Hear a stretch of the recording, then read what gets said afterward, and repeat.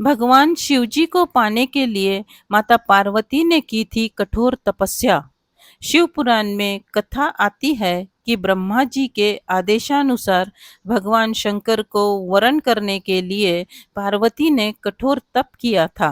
ब्रह्मा जी के आदेशोपरांत महर्षि नारद ने पार्वती को पंचाक्षर मंत्र शिवाय नमः की दीक्षा दी। दीक्षा लेकर पार्वती सखियों के साथ तपोवन में जाकर कठोर तपस्या करने लगी। उनके कठोर तप का वर्णन शिव पुराण में आता है। माता पिता की आज्ञा लेकर पार्वती ने सबसे पहले राजश्री वस्त्रों का और अलंकारों का परित्याग किया। उनके स्थान पर मुंज की मेखला धारण कर वल्कल वस्त्र पहन लिए। गले से हार को निकालकर मृग चर्म धारण किया और गंगावतरण नामक पावन क्षेत्र में सुंदर वेदी बनाकर वे तपस्या में बैठ गई। माता पार्वती मन और इंद्रियों का निग्रह कर ग्रीष्म काल में अपने चारों ओर अग्नि जलाकर बीच में बैठ गई तथा ऊपर से सूर्य के प्रचंड ताप को सहन करती हुई तन को तपाती रही। वर्षा काल में वे खुले आकाश के नीचे शिलाखंड पर बैठकर दिन रात जलधारा से शरीर को सींचती रही। भयंकर शीत ऋतु में जल के मध्य रात दिन बैठकर उन्होंने कठोर तप किया। इस प्रकार निराहार रहकर पार्वती ने पंचाक्षर मंत्र का जप करते हुए सकल मनोरथ पूर्ण करने वाले सदाशिव के ध्यान में मन को लगाया। तुलसीदास जी ने श्री रामचरितमानस में माता पार्वती के तप के वर्णन में कहा है कि सयानी पार्वती को देखकर माता मैनावती और पिता हिमालय को पुत्री के विवाह की चिंता हुई। इतने में महर्षि नारद वहां आ गए।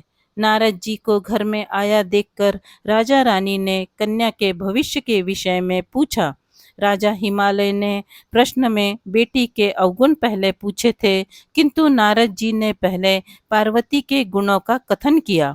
नारद जी चतुर और मनोवैज्ञानिक वक्ता हैं, अतः उन्होंने माता पिता से पहले पार्वती के दिव्य गुणों की चर्चा की।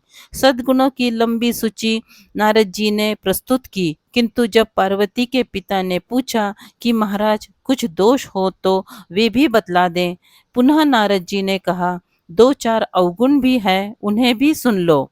पार्वती पुत्री तो सर्वगुण संपन्न है, किंतु इसका पति जटाजुटधारी दिगंबर तथा अमंगल वेश वाला होगा।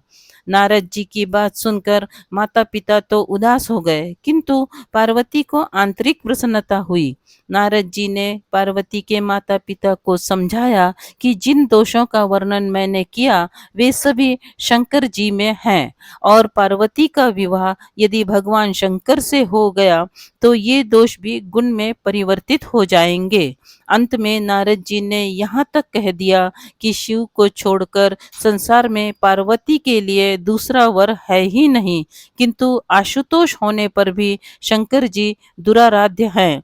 यानी शिव जी कठोर उपासना से प्रसन्न होते हैं। उनको प्राप्त करने का एक ही उपाय है कि पार्वती वन में जाकर कठोर तप करे। नारद जी की प्रेरणा से माता पिता की आज्ञा लेकर पार्वती जी हिमालय के गहन वन में तपस्या करने चली गई।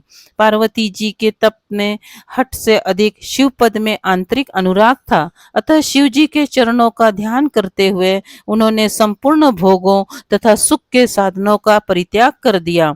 भगवान शंकर के चरण कमलों में नित्य नूतन अनुराग होने के कारण उन्हें शरीर का भान मिट गया और तन मन तपस्या में लीन हो गया। 1000 वर्ष तक मूल और फल का, 100 वर्ष केवल शाक का आहार किया, कुछ दिन तक पानी का, हवा का आहार किया, कुछ दिन इन्हें भी त्याग कर कठिन उपवास किया।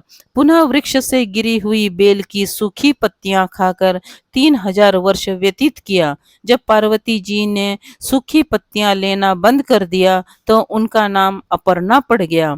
पार्वती जी की कठोर तपस्या को देखकर आकाशवाणी हुई कि हे देवी, तुम्हारे मनोरथ पूर्ण हो गए, अब तुम हठ छोड़कर घर जाओ, भगवान शंकर से तुम्हारा शीघ्र मिलन होगा। कठोर तपस्या के कारण तपस्वियों की पंक्ति में पार्वती जी हमेशा प्रथम स्थान पर सुपूजित है। उनका तपोव्रत पातिव्रत्य का आदर्श है।